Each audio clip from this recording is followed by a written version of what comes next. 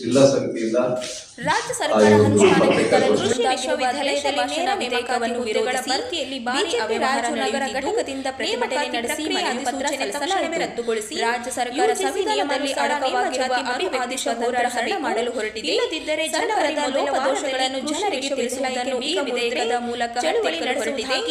ವಿಧೇಯಕದಲ್ಲಿ ಯಾವುದೇ ಸ್ಪಷ್ಟತೆಯಿಲ್ಲವೆಂದು ಈ ಸಂದರ್ಭದಲ್ಲಿ ಜಿಲ್ಲಾ ಅಧ್ಯಕ್ಷ ವೀರನಗೌಡ ಪಾಟೀಲ್ ಲೆಕ್ಕಿಹಾಳ ಅವರಿಂದ ನಗರ ಶಾಸಕ ಡಾಕ್ಟರ್ ಶಿವರಾಜ್ ಪಟೇಲ್ ಹುಟ್ಟೂರು ರಾಘವೇಂದ್ರ ಸಾಲಿನಿಂದ ಇಲ್ಲಿಯವರೆಗೆ ಕಡಗೋಲ್ ಹಂಚಿಯ ನೇಮಕಾತಿ ರಾಜ್ಕುಮಾರ ಕಳಶಿ ವಿವಿ ರಾಮಚಂದ್ರ 75 ವಿಜಯಕುಮಾರ್ ರವಿ ಜಾಧವ್ ಬಂದೆ ನೇಮಕಾತಿ ಹುದ್ದೆಗಳ ಈ ಪ್ರಕ್ರಿಯೆ ನರಸರೆಡ್ಡಿ ವಿ ನಾಗರಾಜ್ ಶಂಕರಪ್ಪ ಭೀಮಣ್ಣ ಮಂಚಲ್ ಪಾಟೀಲ್ ವಿಪಿ ರೆಡ್ಡಿ ನಾಗರಾಜ್ ವೀರೇಶ್ ತಲ್ವರ್ ಉಡಿಸಿ ನರಸರೆಡ್ಡಿ ಚಂದ್ರಶೇಖರ್ ನಾಗರಾಜ್ ಅಶ್ವಿನಿ ಸಂಗೀತ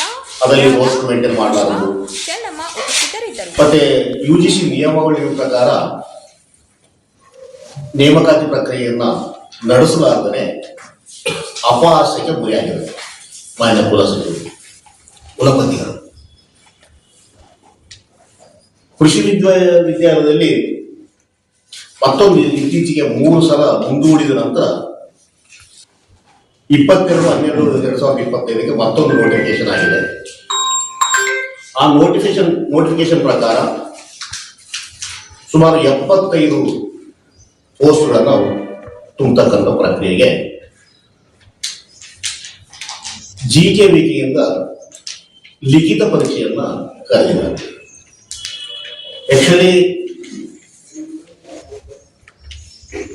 ಯೂನಿವರ್ಸಿಟಿಯ ನಿಯಮಾವಳಿಗಳ ಪ್ರಕಾರ ಕರ್ನಾಟಕ ಎಕ್ಸಾಮಿನೇಷನ್ ಅಥಾರಿಟಿಗೆ ಅವರು ಎಕ್ಸಾಮ್ಸ್ ನಡೆಸಬೇಕಾಗಿತ್ತು. ಅದರ ವೈಲೇಷನ್ ಮಾಡಿ ನೊಂದ ವಿದ್ಯಾರ್ಥಿಗಳು ಎಷ್ಟೋ ಸಾರಿ ಕೋರ್ಟ್ಗೆ ಹೋದ್ರು ಕೂಡ ಅದರ ವೈಲೇಷನ್ ಮಾಡೋದ್ರಿಂದ ಹನುಮಂತಪ್ಪವರು ನಿರತರಾಗಿದ್ದಾರೆ. ಇದು ಅರಾತುರಿಯ ಅಕ್ರಮದ ಸುಮಾರು ಕೋಟ್ಯಾಂತರ ಹಣದ ಭ್ರಷ್ಟಾಚಾರದ ಕರ್ಮಕಾಂಡಗಳನ್ನು ಮುಚ್ಚಿಕೊಳ್ಳಲಿಕ್ಕೆ ಅವರ ನಿವೃತ್ತಿ ವಯಸ್ಸು ಇನ್ನು 3 ತಿಂಗಳಿರೋದ್ರಿಂದ ಅಷ್ಟೊಳಗಡೆ ಈ ಬ್ರಹ್ಮಾಂಡ ಭ್ರಷ್ಟಾಚಾರದ ಹಣವನ್ನೆಲ್ಲ ಲೂಟಿ ಮಾಡಿ ಮನೆಗೆ ಹೋಗ್ಬೇಕನ್ನೋ ಅರಾತುರಿಯಲ್ಲಿದ್ದಾರೆ. ಅದಕ್ಕೋಸ್ಕರ ಇವತ್ತು ನಮ್ಮ ಪತ್ರಿಕಾಗೋಷ್ಠಿಯ ಉದ್ದೇಶ ಒಂದು, ಈಗಾಗಲೇ ಕರೆದಿರ್ತಕ್ಕಂಥ ನೇರ ನೇಮಕಾತಿ ಪ್ರಕ್ರಿಯೆಯನ್ನ ರದ್ದುಪಡಿಸಿ ರಿನೋಟಿಫಿಕೇಶನ್ ಮಾಡಿ ಈಗಾಗಲೇ 3 ವರ್ಷದ ಪ್ರಕ್ರಿಯೆಯಲ್ಲಿರೋದ್ರಿಂದ ಈ 3 ವರ್ಷದಲ್ಲಿ ಹಲವಾರು ನಿರುದ್ಯೋಗಿ ವಿದ್ಯಾವಂತರು ಈ ಉದ್ಯೋಗಕ್ಕೋಸ್ಕರ ಅಪಾಪಿಸ್ತಾ ಇದ್ದಾರೆ. ಅವ್ರಿಗೆಲ್ಲರಿಗೂ ಅವಕಾಶ ಸಿಗ್ತಕ್ಕಂಥ ಪ್ರಕ್ರಿಯೆಗೆ ಪಾರದರ್ಶಕವಾಗಿ ಮುಂದಾಗಬೇಕನ್ನೋದು ನಮ್ಮ ಆಗ್ರಹ. ಹಂಗಾಗಿ ಕರೆದಿರ್ತಕ್ಕಂಥ ಈ ಅಧಿಸೂಚನೆಯನ್ನು ರದ್ದುಪಡಿಸಿ ಮರು ಅಧಿಸೂಚನೆಯನ್ನು ಮಾಡಬೇಕನ್ನೋದು ನಮ್ಮ ಆಗ್ರಹ. ಅದರ ಜೊತೆಗೆ ಬೆಂಗಳೂರಿನ ಗಾಂಧಿ ಕೃಷಿ ವಿಜ್ಞಾನ ಕೇಂದ್ರ GKVKಯಲ್ಲಿ ಇವರು ಲಿಖಿತ ಪರೀಕ್ಷೆ ಮಾಡ್ತಾರೆ. ಈ ಲಿಖಿತ ಪರೀಕ್ಷೆಯನ್ನ ಅಪ್ರೂವ್ ಮಾಡೋದು ಕೂಡ ಅಲ್ಲಿನ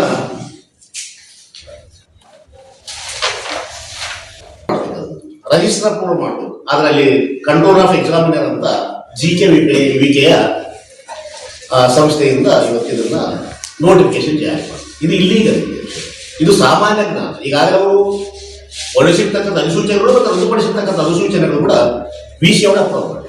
ಇದರರ್ಥ ಈಗಾಗಲೇ 75 ಜನರಲ್ಲಿ ತಲಾ 50 ಲಕ್ಷ ಹಣವನ್ನ ಡಿಗ್ರಿ ಮಾಡಿಕೊಂಡು ತರಾತುರಿಯಲ್ಲಿ 3 ತಿಂಗಳೊಳಗಡೆ ಮಾಡಬೇಕು, ಇದನ್ನ ಮಾಡಿ ಮುಂದಕ್ಕೆ ಹೋಗ್ಬೇಕು ಅನ್ನೋ ತರಾತುರಿಯಲ್ಲಿ ಇದೆ. ಆಗಿರ್ತಕ್ಕಂಥ ಬ್ರಹ್ಮಾಂಡ ಭ್ರಷ್ಟಾಚಾರಗಳ ಬಗ್ಗೆ ನಾವು ಇಲ್ಲಿ ಉಲ್ಲೇಖ ಮಾಡ್ತೀವಿ. ಆದ್ರೆ ಆದ್ಯತೆಯ ಪ್ರಶ್ನೆ ಏನಂದ್ರೆ ಅವ್ರು ಫಸ್ಟ್ ಈ ನೋಟಿಫಿಕೇಶನ್ ಅವರಷ್ಟಿಗೆ ಅವರೇ ರದ್ದುಪಡಿಸಿದ್ರೆ ಒಳ್ಳೆಯದು.